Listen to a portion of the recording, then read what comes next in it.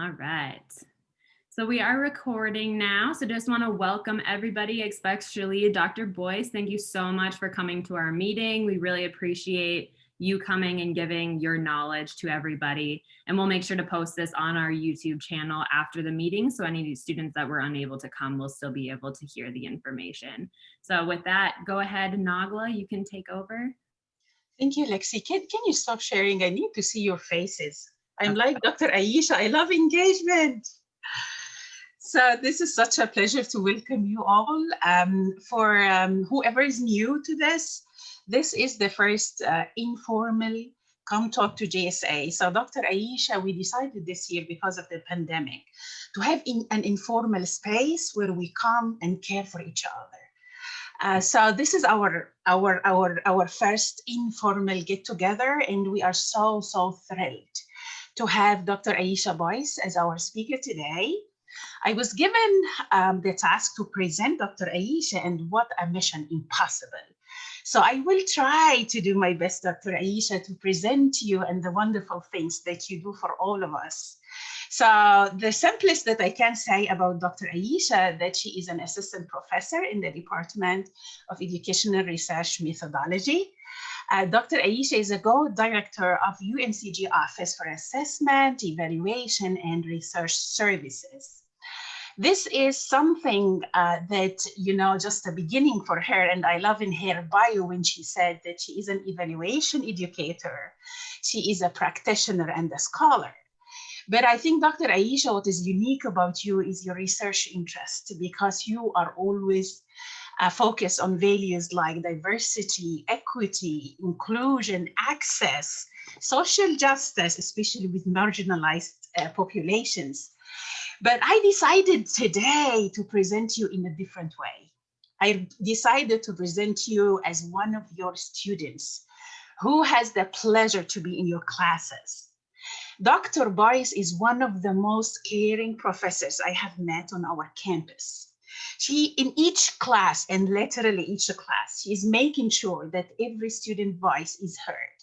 Every student voice is encouraged to come in and bring your cultural identity and reflect and talk to other scholars. Whenever she feels a student needs her, she is always stopping and checking on you. Dr. Ayesha, you are the fastest professor to respond to an email sent to you. I have no idea how you do that. But this reflects how caring you are. This reflects how sincere you are. We feel this. We appreciate you so much. And I think we look up at you as a model on how to take care of ourselves. As GSA, we are so thrilled that you are here today with us to talk about work and life balance and self-care. This is much needed in that very difficult time. We literally love you so much and appreciate you so much. So the floor is yours. Awesome. Well, thank you for that lovely introduction. Thank you so much for having me. I have an unhealthy relationship with my email, so that's why you get emails back so fast. So don't be like me when it comes to email, but I have a thing where I don't like to have my email longer than one page. Like I don't want to have to click to the next page to get to my email, which someone taught me when I first came here, other tips. And so I always, like, if it looks like if I get to about 30 on one page, I'm like, oh, it's going to go to 2 pages. So I will make sure that I don't get to 2 pages. So that's just my own little hang up. And I think, people like it when you respond to them. So I do have a very, PowerPoint. It doesn't have a lot of words, but it does have a lot of pictures. It helps you all see who I am. So I'm going to just share my screen. I know everyone doesn't have 2 screens, so I apologize that this means you won't be able to see everyone's faces, although I can still see your faces because I have 2 screens. Just in case anyone has any difficult hearing, I have my closed transcription captioning on the bottom. So that's what you see on the bottom. That's not my notes. That's actually me talking. Okay, so I'm going to talk a little bit about graduate school, work-life balance, and self-care. I have like some high-level thoughts that I want to share with you all, but After that, we'll definitely have time for some Q&A. So before I start, thank you so much, Nagla, for the introduction. I'll just say a little bit more about me so you all know who I am. I am a Black American and Panamanian. My father immigrated to the United States when he was 11. I am a cisgender woman. I am a wife and a mother, and those identities are very important to me. I'm also an assistant professor. As mentioned, I co-direct the Office of Assessment, Evaluation, and Research Services. And I also have a STEM program evaluation research lab that I co-run with one of my colleagues. Just gonna move your lovely faces over to this screen.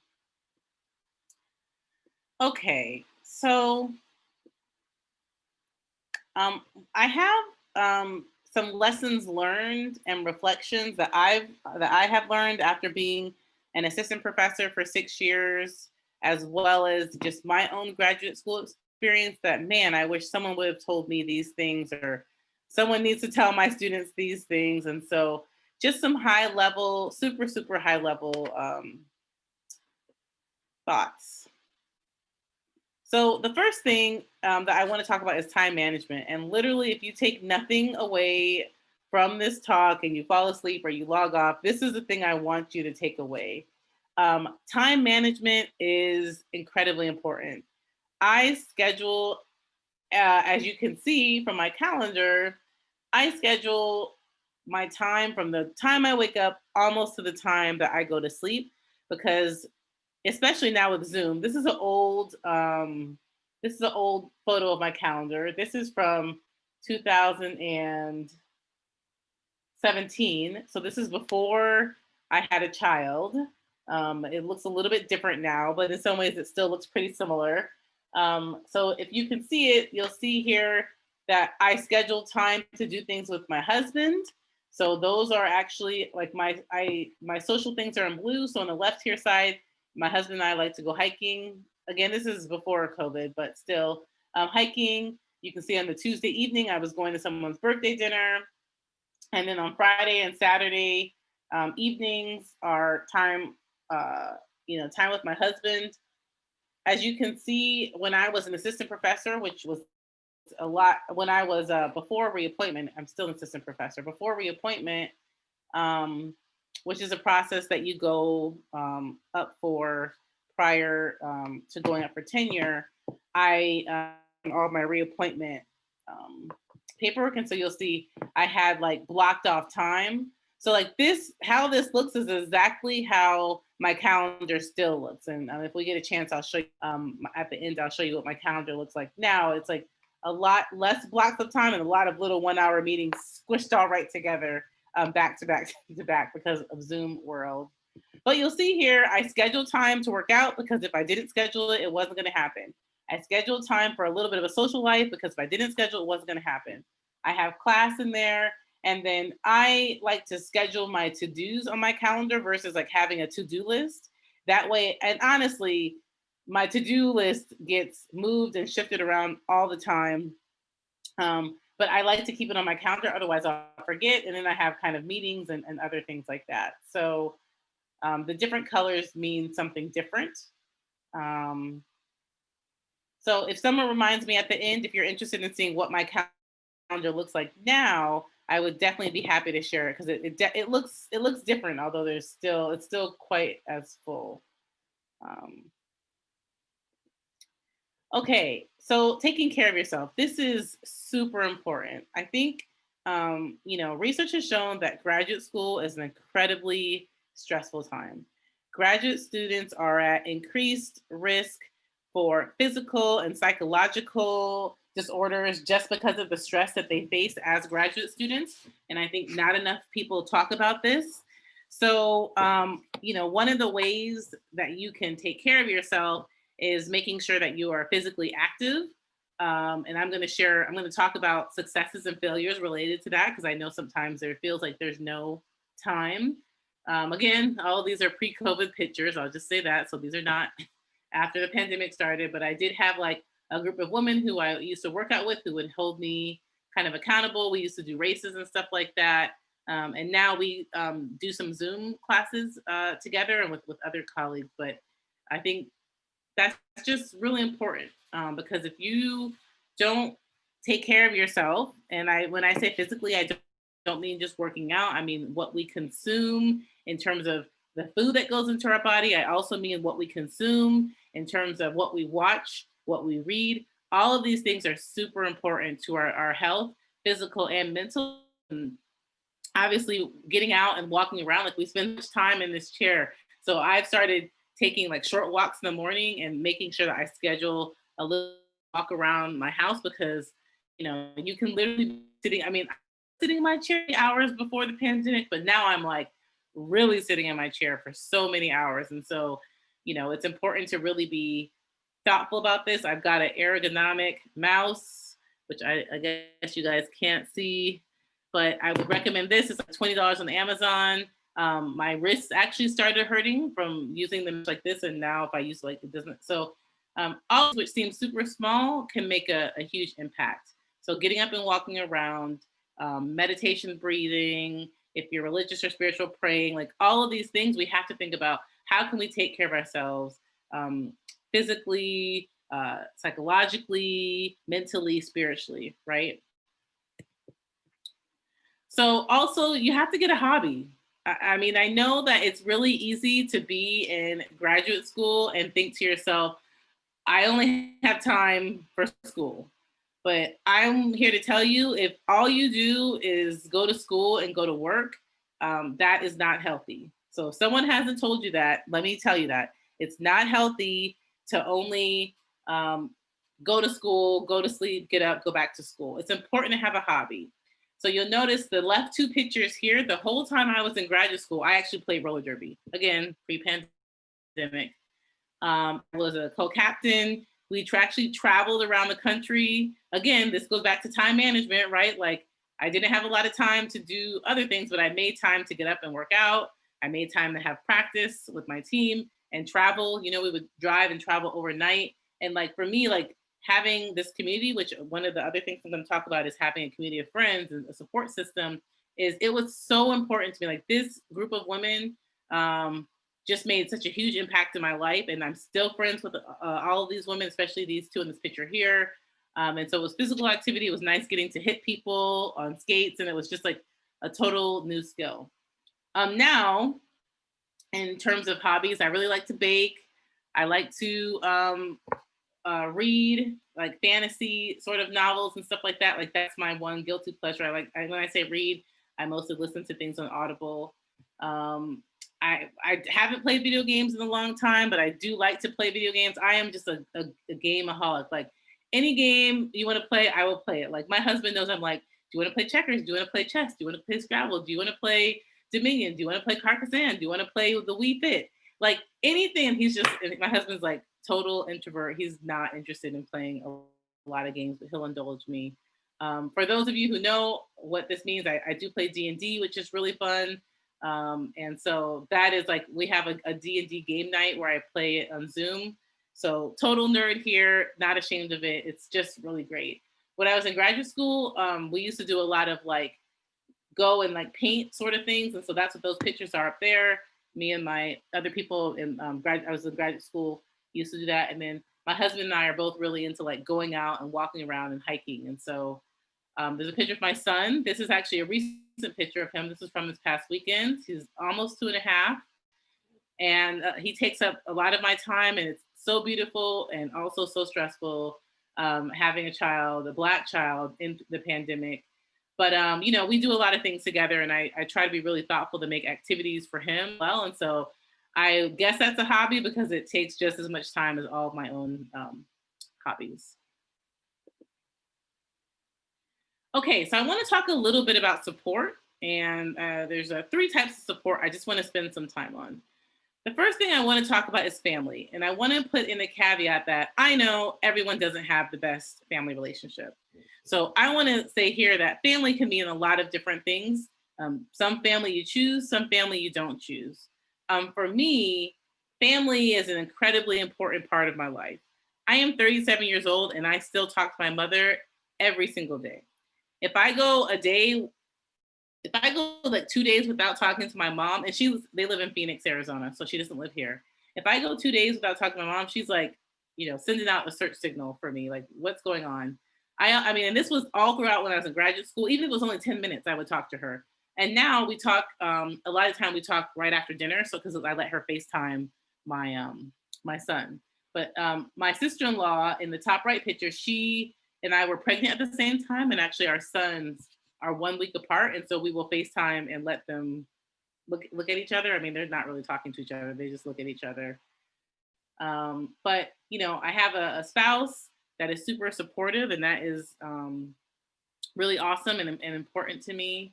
So I think if you have a good relationship with your family, that can be really useful as you move forward in your graduate school career. But I recognize also that everyone's family doesn't get it. Not everyone's family has advanced degrees or has gone to college or things, we're at an age where parents have passed away and all these sorts of things. And so I think it's also important to note that friends are another huge, I'm not sure why I have a picture of my dog there. I guess my dog is my friend, but friends are also really important, right? And I mean friends who are your peers. I mean friends who live in the same city, friends who don't live in the same city.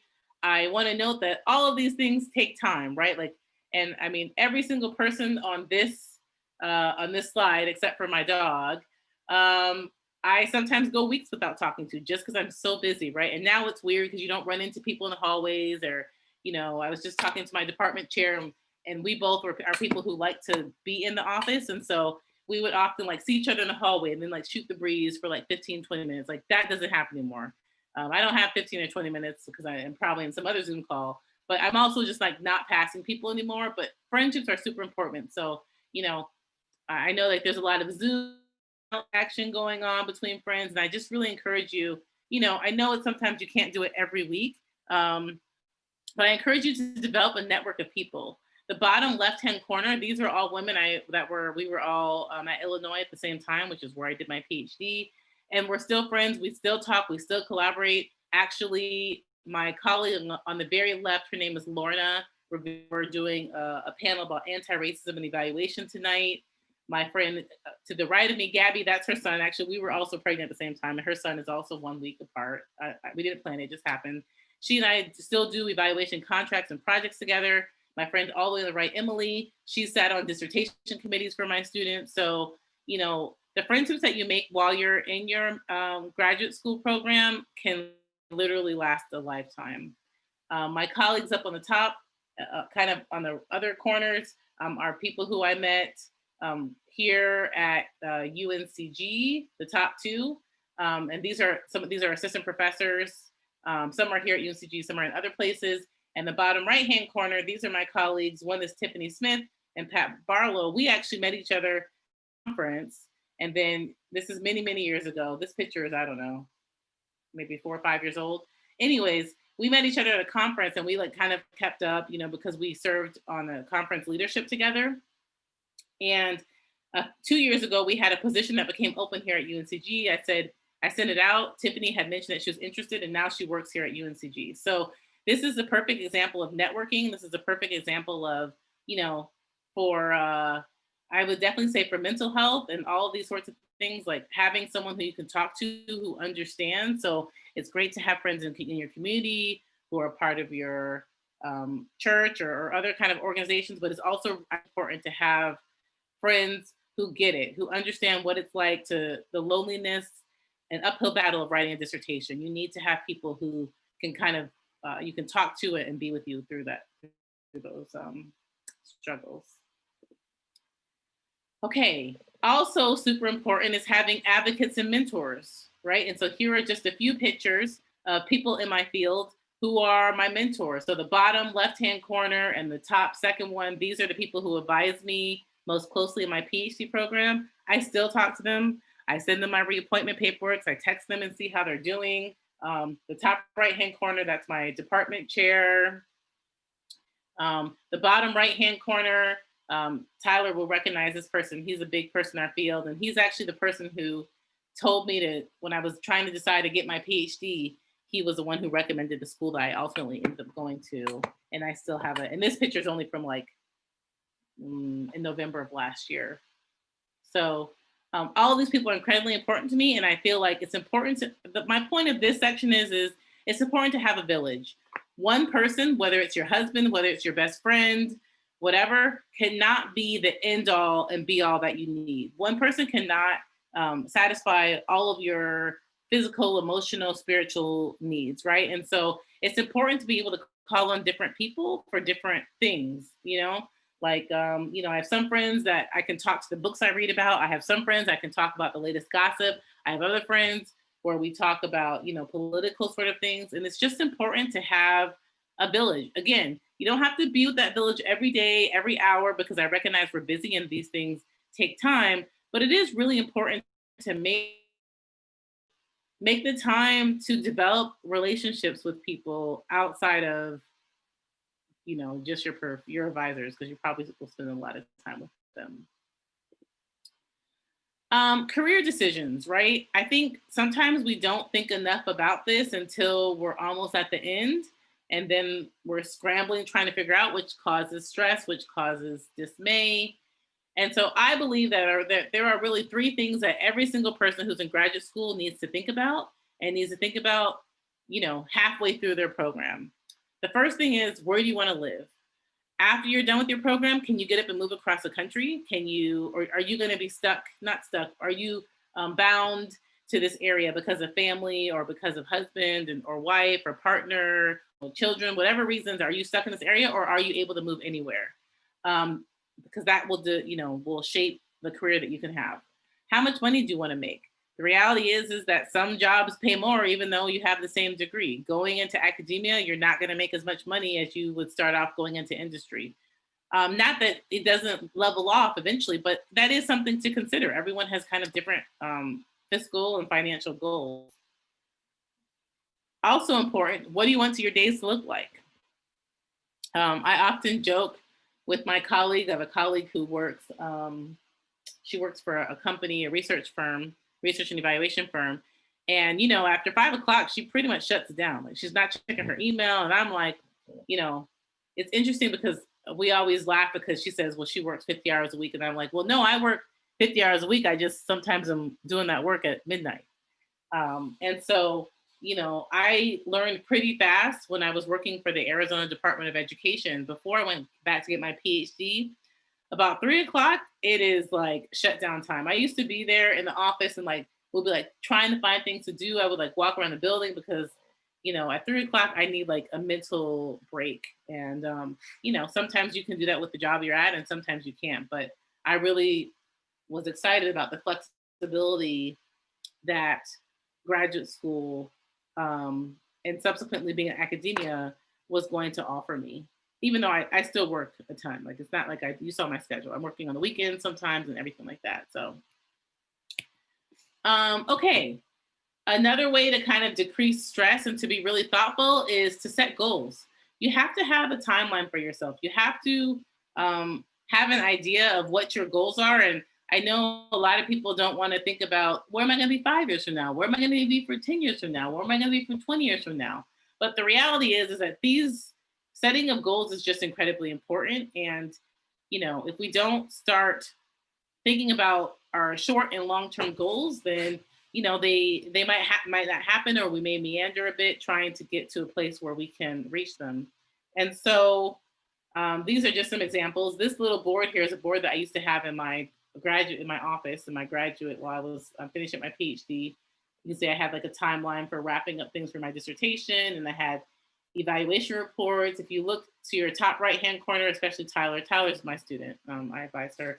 I used to have to write 1, 2, 3, 4, 5, 6, 7, 8, 9, 12, 13 evaluation reports that were due one semester. And so I just like slowly just put like, okay, when do I have to knock these out? And I slowly kind of knock them out. And then also goals, you know, I set for myself related to winning awards. Not because awards are the only way to go, but I wanted to, you know, be recognized for my hard work. And so I kind of set goals to think about how can I work towards, you know, the process of being nominated, and how can I think about the impact that my work will ultimately have. I also think goal is really important is talking to people who have the job you want and look at the. So the thing that I think is the biggest shame, which I see happen sometimes with students, is they're so fast in the rush to hurry up and get their PhD, hurry up and get their master's, and then they have it, and then they can't get a job. And part of that reason is because they didn't actually have anything else on their CV besides getting that degree. Well, there's lots of other experiences that are really important to have while you're in graduate school. Networking, writing articles, attending conferences, doing workshops, giving back service, which you all are doing, being a part of organizations, like all of those sorts of things help you in your career, even though they take time. But again, as I said, the only thing about being in school is not going to class, doing your assistantship. That's it. Like there's so many other aspects to this time in your life that are incredibly important. Oh yeah, okay. So failure happens. Sometimes, we have like the best laid plans and we have all of these ideas for how we're gonna get things done. And then it's like, it's a pandemic. Or it's like, this is not gonna happen. Or it's like, I'm writing my dissertation. Literally nothing else in my world matters right now for the next 3 months. I get it. It happens. We all fall off the bandwagon sometimes. And I guess what I want to say is okay. It's okay to fall off the bandwagon sometimes. It's okay to not be your best. It's okay to miss deadlines sometimes, but you don't want that to be your narrative. And so I kind of have two pictures here. The one on the right is actually a picture that I took, 7 years ago when I was on the job market going for my first position. It was at Claremont Graduate University, and they're like really big in our field. And I was so honored. I had an interview, and they brought me out there in person. And so this was like my first I'm finishing my PhD. I'm trying to get a job, selfie shot. And I didn't get the job. Okay, I thought I was going to get it. I was so excited, and I totally did not get the job. Obviously, I'm here at UNCG. I did not get the job at Claremont. I was totally disappointed. I was so bummed out. But I did a postdoc. A year later, I got back on the job market, and I had some great opportunities, and I ended up coming here to UNCG. And oh my gosh, it's so great. I honestly cannot even imagine what would have happened if I would have been at Claremont. It would have been such a different experience. I would have been closer to my family, but I think this is the right type of institution of the students who I get to work with and everything about my department. I'm super happy here. And so this is that life is going to look, you have an idea, things are going to go, and sometimes it just doesn't. Reality is that's okay. It will work out. You have to kind of keep pushing. I have this picture here. So I had a baby, and back in June of 2018, and I totally stopped working out. I was like, I have no time to work out. I have a baby. I'm tired. I'm trying to get myself done for tenure.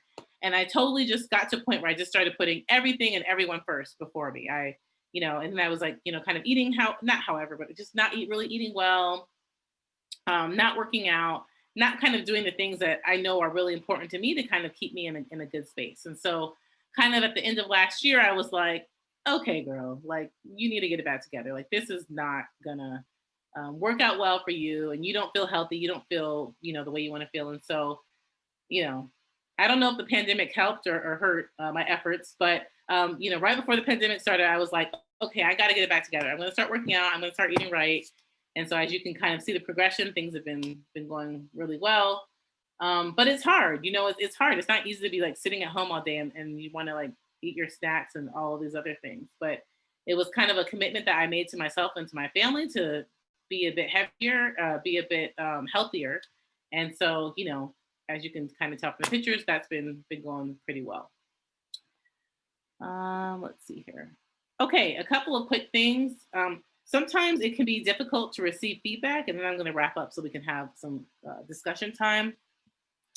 Sometimes it can be really difficult to receive feedback, and I recognize that being in graduate school means that you're pretty much always getting feedback. And so in order to kind of protect yourself, in order to kind of keep yourself as healthy as possible, I think you really have to develop a mindset where you start to think about, how can I take the feedback that I get and make it so that I end up learning from this and really being thoughtful about this and being able to move forward in a way that this is not discouraging for me. I know that sometimes advisors or colleagues or group members or instructors can give you feedback and it can feel devastating. I know when I was in graduate school, my postdoc advisor, but who was my assistantship supervisor, oh my gosh, she would like see a report and then she would just like, oh, it would be like read all over. And then we would have these meetings and she'd be like, like this is not really what I expected. And I would just feel like totally torn down. And I'd be like, okay, well, now I know. Now let me get better. Let me pick myself up and, sometimes cry my little tears and then keep moving. And I guess, the important thing to remember is that this is a journey. It's not a destination. Like the goal is to finish your degree and go get a job and all these things. But if you look at it as critique as I need to always learn and have a little bit of a growth mindset. And also the reality is some people aren't good at giving feedback. They just aren't. They don't have good communication skills. And even though that they're in these positions of power, sometimes the way that they say things or the feedback that they give can rub you the wrong way. And the reality is you kind of just got to, take the hit on the shoulder and keep it moving. I am someone who very much cares what other people think about me.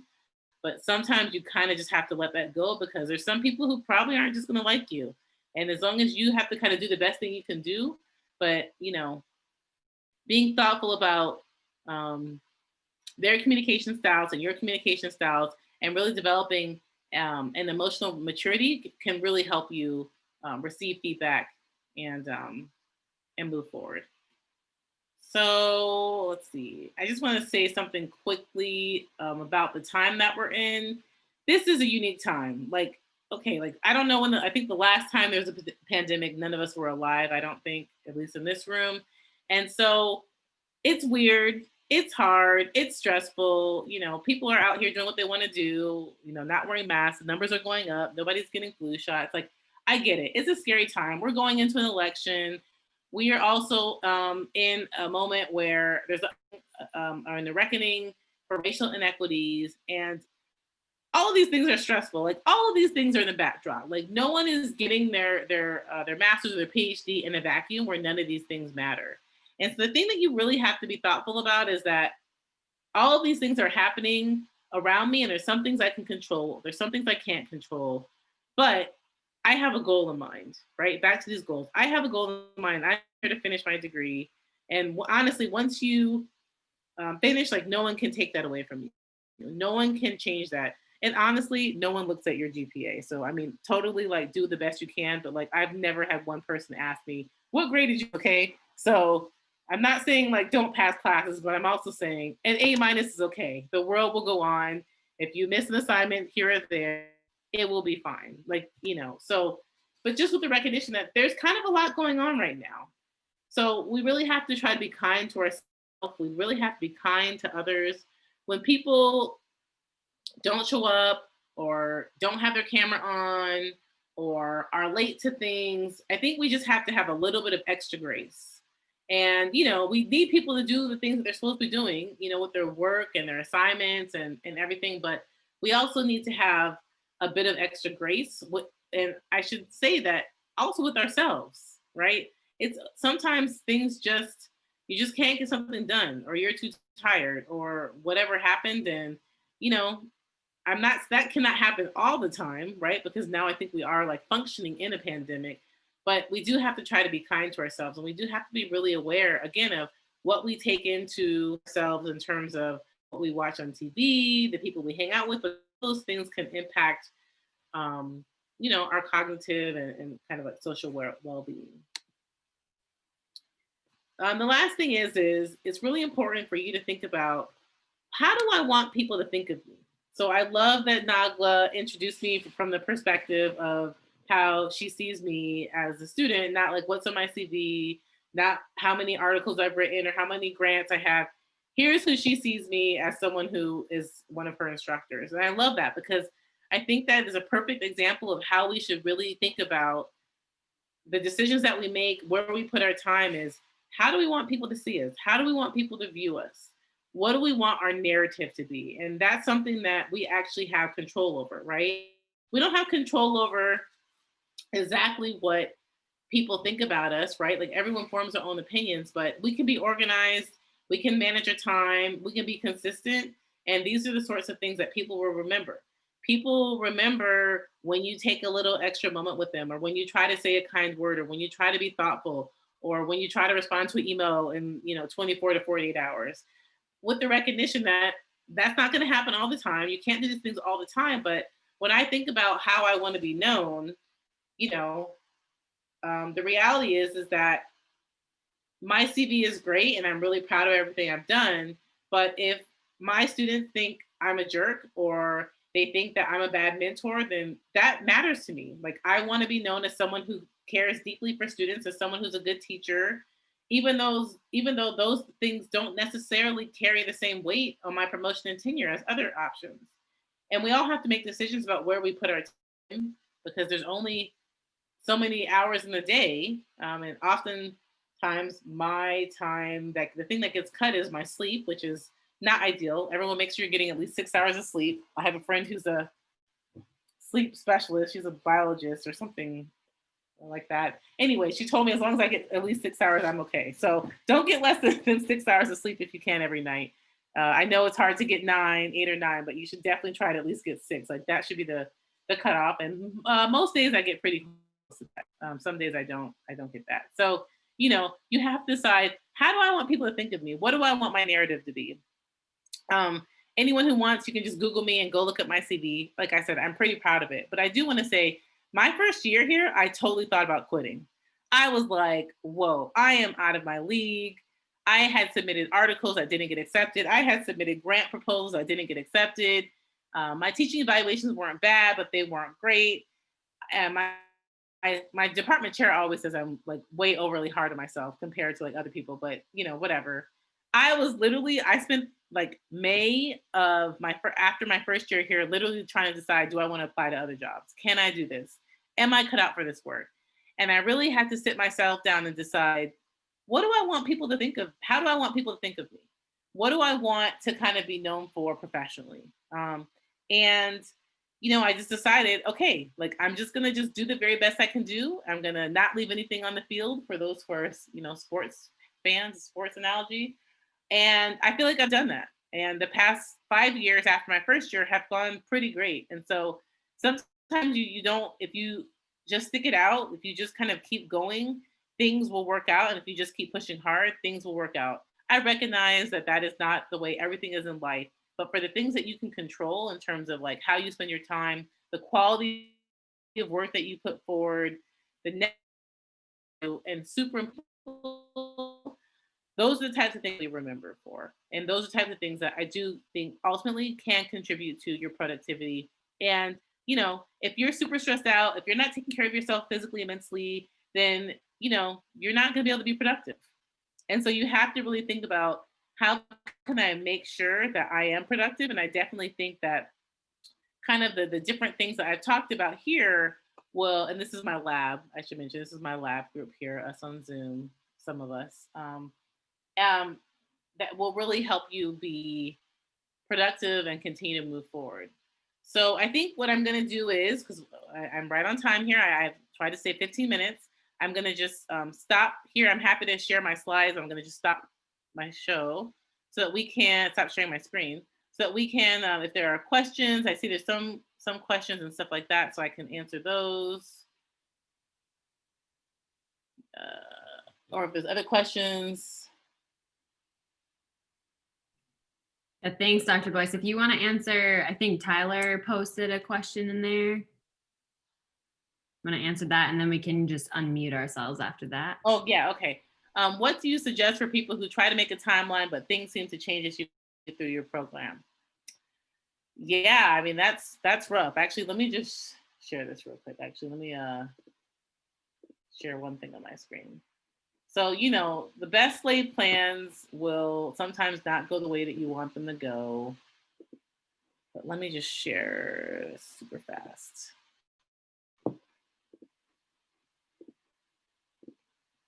Okay, so this is like my schedule for this week. This is like a real live schedule, okay? So the things in, and this is related to Tyler's question. The things in purple, these are like the things in purple and in blue are for real meetings. Like they're like have Zoom links associated with them. the things in red are things that I need to, that I go do, or, you know, I have to schedule my time. So as you can see, there's a lot more red in the evening but what I want to mention is that like last night, this is for Tyler, it looked like this. I had all these things over here, okay?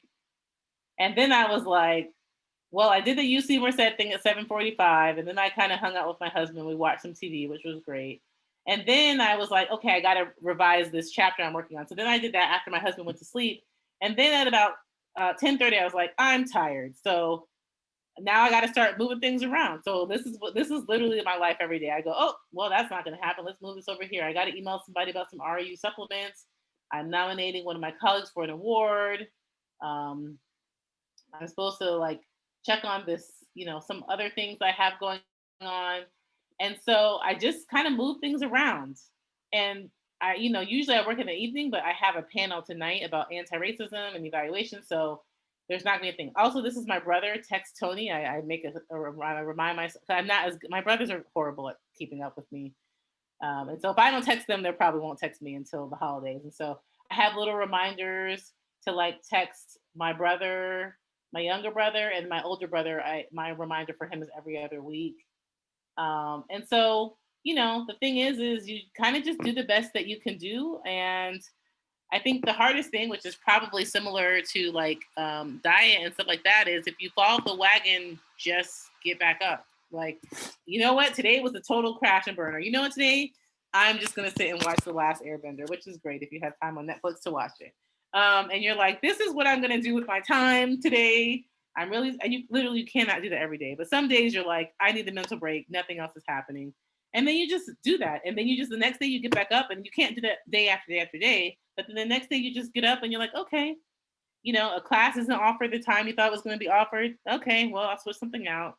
You know, you didn't get the internship that you were going for. Okay, I'll do something differently. You know, all of these sorts of things, you have to kind of have this mindset that if you believe that like things will eventually work themselves out. And I think for the most part, not always, but for the most part, that's the truth, especially if you kind of put your effort behind it, and you know, a little prayer behind it doesn't hurt either. So doing those sorts of things, I think, can help you get recentered to be like, okay, let me pick up where I left off. I think that's incredibly important. And then let's see. Who's Leferrar? Is that Laura? Laura? No. Maybe that person. Yes. Okay. Because on here it just has your email. I'm like, I don't know, has that. Yeah. Lauren, I'm sorry to hear about your dad. I know that's like super rough. And I definitely think that relationships with our parents are so important, especially as we get older. And my family, my whole family, my entire family lives in Phoenix, Arizona. And when I left to go get my PhD, I said, I'll be right back in 6 years or 5 years or whatever. And then I got the job out here, and they were like, could you have moved any further east? And I was like, no, I think Wilmington is only a little bit further east than here. And I think this is as far east as I've ever lived. And it's rough. And before the pandemic, I spent a lot of time flying back and forth. But, you know, I mean, FaceTime, like I FaceTime my mom when we open presents. My mom has literally bought my child more clothes than I bought him. She just sends them in Amazon and, you know, all these things. And so I just think it is really important, no matter where your family is, no matter where your friends are, to kind of keep that connection going, because at the end of the day, you know, they'll replace me if I die. Like they will, like they'll find someone else. Like my family's not going to replace me. You know, my child is going to remember that, you know, I wasn't at whatever thing. I mean, he's still pretty young, but he's going to remember that while he was playing his blocks, all I was doing was on my computer. Like, I don't want to be that. I don't want to be that person. I am going to be the person who, after he goes to sleep, I'm going to continue working. But, you know, you have to kind of make these decisions for yourself. And I think it is super important. Questions. It could be about anything. It could be about academia. It could be about work-life balance. It could be about stress, games that I like, whatever people want to talk about. I just want to say thank you, first of all, for your presentation. I feel like most of the time you were talking directly to me with what you were saying. I also love your calendar idea. I'm totally stealing that. I'm a huge Google Calendar person too, but as far as the to-do list and just moving it to the next day, I'm gonna take that from you too. One of the things that you said that really resonated with me is the hobbies comment, that it's not good to just have school and come home. So for me, that's always my worst question when somebody asks me like, oh, Lexi, what are your hobbies? I'm like, I don't have any. I don't know. Like, do you have any recommendations for like how to start a hobby or how to find a hobby or how to balance a hobby? Anything? Totally. I mean, if there's, I think, hobbies can be anything, like things you kind of just gravitate towards or things you kind of like to do. So, I mean, I know that I like playing games. And so for me, it was important for me to find a community of other people who like doing that. Um, I also love to bake. And the good thing is lots of people like to eat baked goods. So I can't be eating all of my baked goods, but I have plenty of, if I kind of like drop it off at their porch, say, come get it after I've dropped off, you drop it off. My dad has started baking. He's never baked in his life, and he started baking. And I see the comments coming in the box here. Has started baking, and so I think just kind of thinking about what are some things that spark your interest. I also don't think that a hobby has to be something that requires like a certain skill. Like you don't have to. Everything in life doesn't have to be about like developing yourself to reach the next level. Me and my husband's hobby is like watching bad TV. Like we love to like watch like reality love TV shows like Married at First Sight. And I feel like watching other people's relationships, I'm like, yeah, I think we're gonna be we're gonna be okay. And so we really enjoy that. We watch kind of other shows. A hobby can be anything, and so I think just like thinking about what's something I enjoy and that I'm willing to wrestle some time away from my work to do that, that's gonna make me feel good about it. I will say I no longer work on the weekend. So I stop at 5 p.m.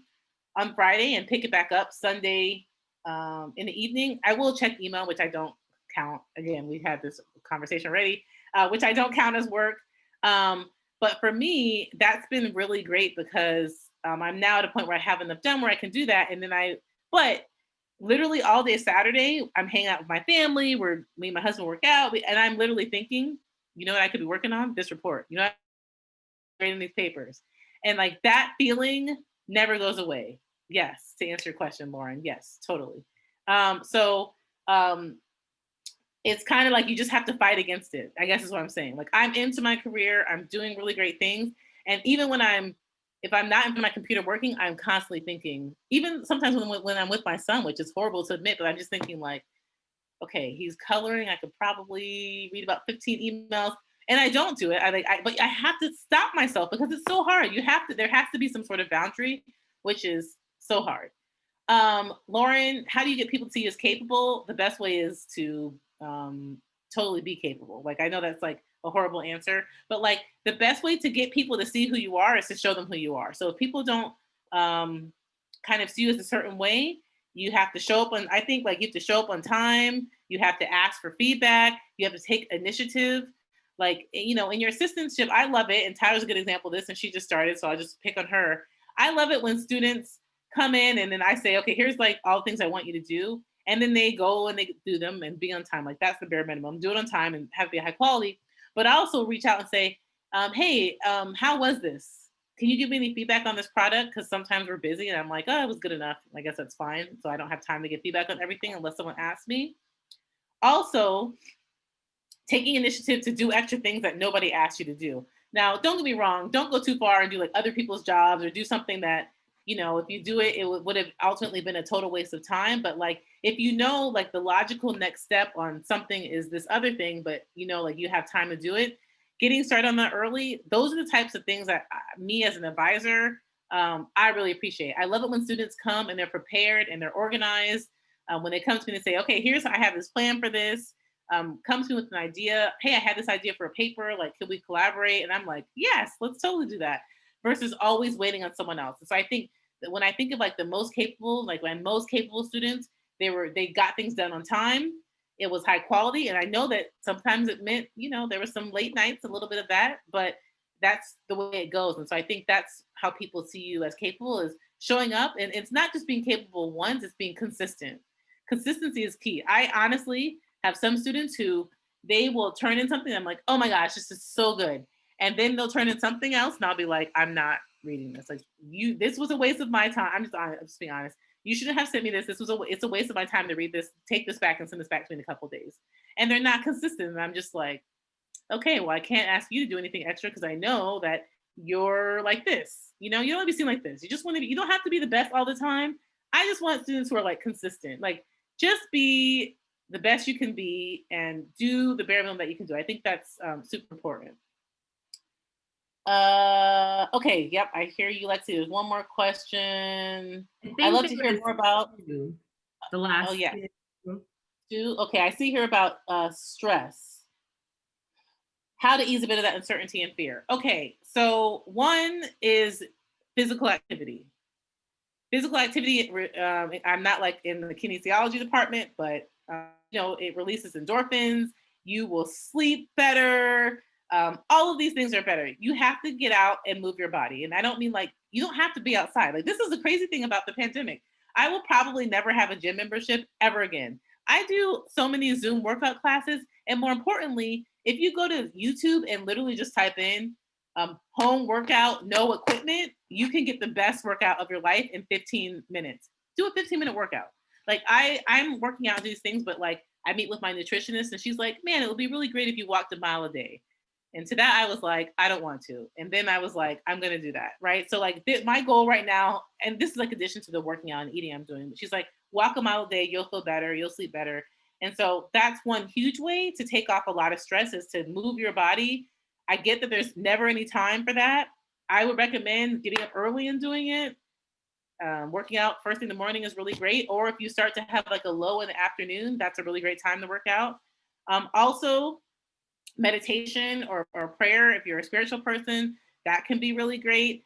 Also, you know what a great way to relieve stress is to not think about the stuff that you have to do. So again, I recognize you got to meet your timelines, but hey, a good hour of Netflix before you go to bed, there's nothing wrong with that. Or an hour of listening to a book or reading a book, all of those sorts of things. Like me, I'm not someone who can like work up until a time and then go to sleep, because then my mind will be thinking about it. So I have to do something to decompress between that. And also when I get really, really, really stressed, I'm just like, nope, time to go watch some Netflix or time to go watch some Hulu or whatever. And so those are the sorts of things that I find have really, really helped me. Also, having a good support system. I talk to my mom all the time. Like, my husband is like, literally, what could you talk to someone about every single day? And I'm like, I talk to you every day, but he's like, he doesn't get it. But I talk to my mom and we literally only talk 10 minutes and she tells me about her day and I tell her about my day. And when I'm upset, she can kind of sense it. And then we kind of talk through that sometimes and vice versa. And so I have really good friends who I do that with as well. So you kind of, I think graduate school should really be a time for self-reflection and self-exploration and really starting to figure out what works for me. I don't like working out. I'm just gonna be honest, I don't. But I do know that I never regret the workout after it's done. So I'm like, I'm someone, it just makes such a huge difference in my affect. It makes a huge difference in how I feel. And everyone, there's all sorts of things, right, for everyone that they have. Like, I have a friend who during graduate school, this is crazy. It's not crazy, I shouldn't say that. It was crazy in my opinion, but it was great for her. She became a vegan. And oh my gosh, this woman is like living her best life. She's like on like this raw diet and is like doing all these great things. And it works for her. And so part of now is the time to explore what works for me in terms of writing, what works for me in terms of how people give me feedback, what works for me in terms of my own interpersonal relationship, what works for me in terms of my relationship with, you know, a higher being, if you believe in that sort of thing, right? So like, really, I know it seems like you're really, really, really busy right now. And I want to acknowledge that. It feels like there's no time. But I just want to say, once you graduate and start your career, it will feel like that ×2, which is crazy because you're like, I'm so busy right now. But looking back, when I thought I was busy, I was not as busy as I thought I could be. And now it just means like, you know, things get pushed back. I think that was the last question. Let me just say a couple of quick things. I know we're done.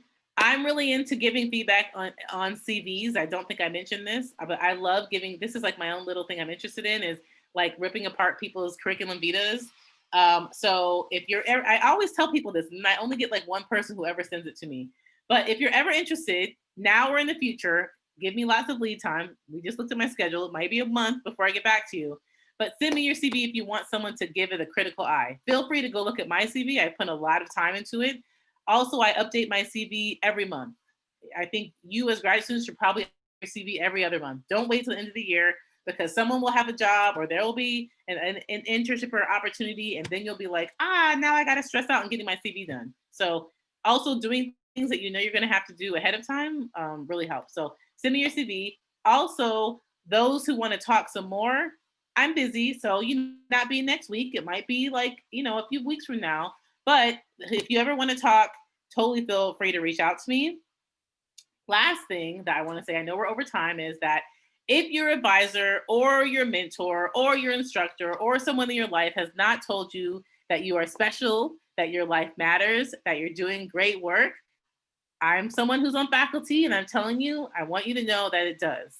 You all are amazing. It takes so much to be here. I recognize that life is insane. I recognize that it is so stressful right now. So even those who are going to be watching this on YouTube later, know that you all are doing amazing things. You're going to do amazing things. Hang in here. I know that, especially for those of you who have to do PhDs, man, like that dissertation time, it is like, it's like a whole nother beast, right? Or you're doing comprehensive exams. So if someone hasn't told you, you guys are doing great. And I am proud of each and every one of you. Continue to do the great work that you're doing. And if you need someone to talk to, again, it may not be the next day. Sorry, let me say this. If you actually feel like you need like serious like mental health, I should have talked about this. This should have been here. I have a list of resources that I will be happy to provide you with. We have really a great on-campus counseling program, as well as people who do really, really great work. Some of my good friends are in the counseling program and social work program. And we have lots of resources for students who feel like they need that. Don't be ashamed. After I had my child, I went to therapy for a long time because I had postpartum anxiety. So I just want to say there's no shame in the game in going and talking to somebody. So let me start there. Second thing is, if you just need someone to just talk things through, like that sort of thing, feel free to reach out to me. But I'm not a trained therapist, and we have really great trained therapists on campus. Yeah. Dr. Ayesha, you made okay, great. Yeah, I'll get that to you, Bradley. Okay, I'm done. you made our day a beautiful day, as usual. I think we all needed that pep talk. I feel that was wonderful. already. Totally. I am an assistant professor. I'm like reaching all these goals. And let me tell you, when my department chair will be like, man, like that was a good job. I'll be like, someone told me good job. Like everyone needs affirmations. Like I give myself affirmations, but it's not the same as when my husband is like, man, thank you for putting up those dishes. And I'm like, yeah, that's right. You're welcome. So we need affirmations. So I would also say, give each other more affirmations. Tell your friends and your family you love them. Tell someone good job. Like people really need to hear that. Tell people you're proud of them. Like you think like it's like such a small thing that we would just do it all the time, but we do a horrible job at this.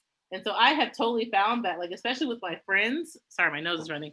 I have found with my friends that when we tell each other, man, like I came to your talk, like that was so good. Like those are the types of things that really matter. And we don't do that enough. Also, Bradley, can you email me? Sorry, can you email me and tell me to send you that?